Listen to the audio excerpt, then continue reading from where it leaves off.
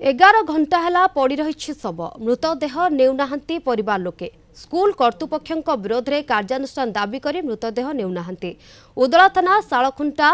SSD आश्रम विद्यालय hostel गतकाली द्वितीय श्रेणी छात्री कांदरी मढ़ईर झुलंता मृतदेह उद्धार करा जायथिला। ଏହା ପରେ ବ୍ୟବଚ୍ଛେଦ କରାଯାଇ परिवार लोकंकु 2 लाख टंकार क्षतिपूरण प्रदान करिवार प्रतिश्रुति देथिले प्रशासन। हेले मृत छात्रींका परिवार लोके सीसीटीवी फुटेज देखि असंतोष जाहिर करिसेंती। शिक्षक शिक्षयित्री और कर्मचारी बदली दाबी करी जिद्रे अड़ी बसिछंती। गतकाली मध्याह्न हॉस्टेल छात्री माने खाइबा पई जिबा समय कांदरींका सांग बाहर को आसीथिले। एही समय से विद्यालय पछरे 3 फुट उच्चरे थिबा बाउंसरे झुलंता अवस्था कांदरी को देखि मेट्रान एवं अन्य माननकु जणाइथिले। कांदरी को उद्धार करी उदला मेडिकल ले भर्ती करा जायथिला, मात्र डाक्टर तांको मृत बोली घोषणा करथिले। उठिले माने हमर उठी तो देलेनी, हमको तो मना कले, हम तो कार्यानुष्ठान नहीं थांदु से तो देलेनी, बड़ी छाड़लेनी, चाबी लगे रख देले। चाबी हम रखिछु जे हमर होची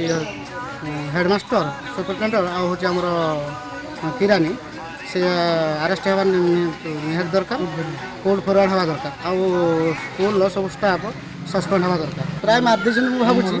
से मर्डर कर देछन प्राय तार से माने हमर रूम पछवाट देकी से पाचरी वाट देकी बुलेई के आनी कि हॉस्पिटल पहुंचे से हमर घटना हला प्राय 2टा घंटा बेरो हमको 3:15 रे फोन करछन। तबे ए संपर्क में अधिक सूचना पाए आम सहित फोन लाइन में जोड़ी होती आम उदला रिपोर्टर मानस पाणी। मानस, मृतदेह को रखिंट न्याय दाबी पाई मृतदेह नेउनाहांती परिवार लोके, पूरा घटनाटा टिके कौन कहतु तो, एवं यह हत्या ना प्रकृति में आत्महत्या ए बाबद किसी स्पष्ट सूचना मिलला कि? देखो शिवानी, निश्चित भाव में काली जो गत काली उदला थाना शालखुंटा जो आश्रम एसएसडी आश्रम रही छात्री निवास सेटारे जड़े द्वितीय श्रेणी छात्री झुलंता मृतदेह उद्धार होता वर्तमान सुधा जे कि से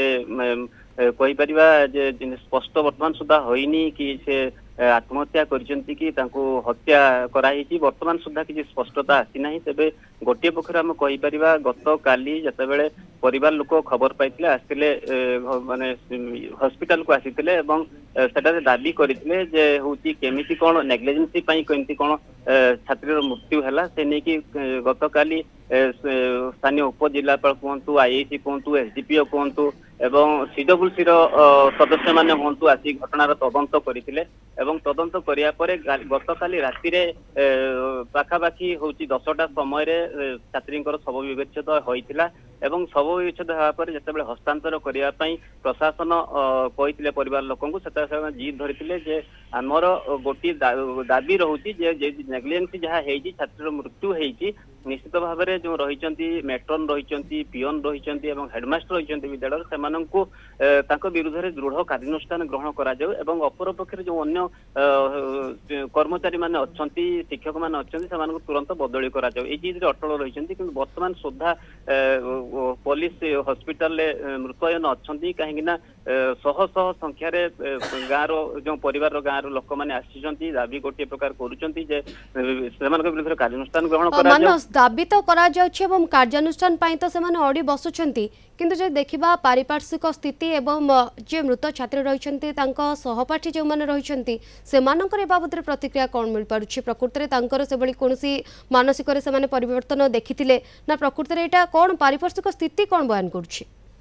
देखो से गोटे प्रकार घटनास्थल आईआईसी प्रतिक्रिया दे नथिले सूचना आमको देइछंती जहाँ सीसीटीवी फुटेज देखी कि आधार करा जाउची गोटे 47 समय से झील जनक से विद्यालय बाहरी पछपट को जाइए पछपट को जावापर पाखापाखि 6 मिनिट पर 2 जन छात्री गला तार झुलंता मृतदेह देखा पाई बोली जहाँ सूचना देइचंती आईआईसी जहाँ सीसी कैमेरा रे जहाँ कर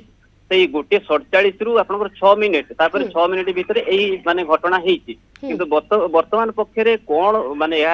हत्या ना आत्महत्या कौन सी स्पष्टता आसीनी। वर्तमान काली जो शव विवेचद कराइला बर्तमान सुधा रिपोर्ट आसी ना रिपोर्ट आसिला परे ही घटनार सत्यासत्य जना पड़िबो एवं अन्य पक्षरे हम कहि परिबा जेहेतु